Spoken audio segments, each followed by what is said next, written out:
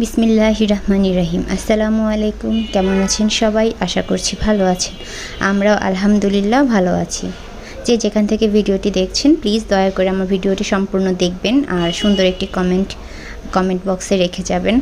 আর একটি লাইক দিতে অবশ্যই ভুলবেন না। তো হালকা হালকা শীত ছিল এই কয়েকটা দিন। আজকে আমি যখন ভয়েস ওভার করছি সেদিন খুব ভালোই ঠান্ডা পড়েছে।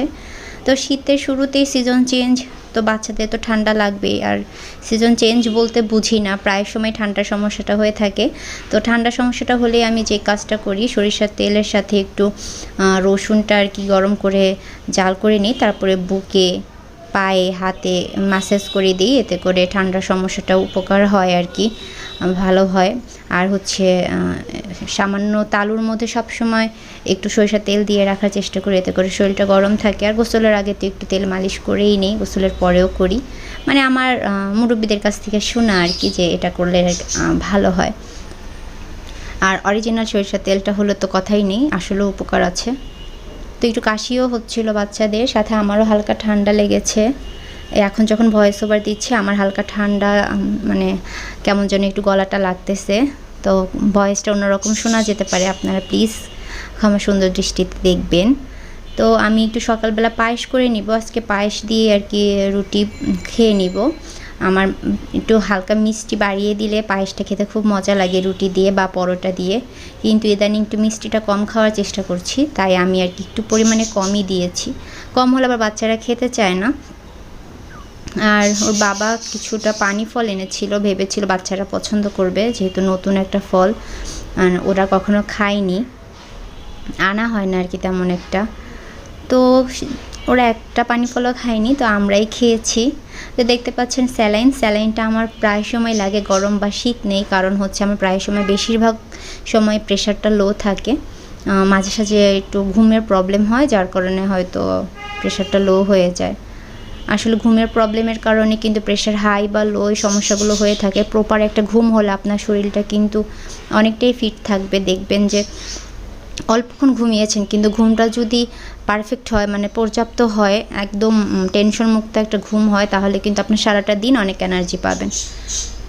তো একটু চাও করে নিচ্ছিলাম। চাটা আসলে দুধ চাটা এখন একটু কমিয়ে দিয়েছি খাওয়া, কিন্তু দিনে একটা বেলা হলেও একটু খাই। আর সকাল যেহেতু হালকা ঠান্ডা পড়তেছে, এখন সকালে একটু রং চা খাওয়ার চেষ্টা করি মশলা দিয়ে। তো রান্নাবান্নার কাজে চলে এসেছি। আমি আজকে মুরগি রান্না করব, এজন্য মুরগিটাকে আগেই কেটে পরিষ্কার করে ফ্রিজে রেখে দিয়েছিলাম। যেদিন রান্না করব সেদিন কাটাকুটি ঝামেলা থাকলে অনেকটা দেরি হয়ে যায়। তো আমি মুরগিটাও ভেজে নিব, আর এদিকটা আলুও ভেজে নিব। আমার একটু আলুটা বেশি দিতে হয়, আমার বাচ্চা ছোটোটা শুধু আলুটাই খেতে পারে বেশি। আর মুরগিটাও দিলে একদম যেই সলিড যে গোস্তা, সেটা থেকে আমি আর কি একটু ভাতের সাথে চটকে খাওয়াই, নয়তো বা ফেলে দেয়। এখন ওরকমভাবে মুরগি টুরগি খাওয়া শিখেনি, বা গরুর মাংসটা যদি সফট হয় তাহলে খাওয়াতে পারি। তো এই তো আমি একটু ব্লেন্ডারে পেঁয়াজ আদা রসুন সব ব্লেন্ড করে তারপরে মশলা একসাথে কষিয়ে নিচ্ছি। জিরা আর গরম মশলাটা কাঁচা বেটে দিয়েছিলাম। আর অন্য একটাতে আমি পোলাও রান্না করে নিব। আমার ছোট বাচ্চাটা আর কি পোলাও একটু পছন্দ করে, পোলাও খিচুড়ি এই টাইপের খাবারগুলো। তো রান্না করার কোনো ইচ্ছা ছিল না, তারপর ওর জন্যই অল্প পরিমাণে রান্না করছি, যে ওদের জন্য 2টা বেলা হয়ে যায়।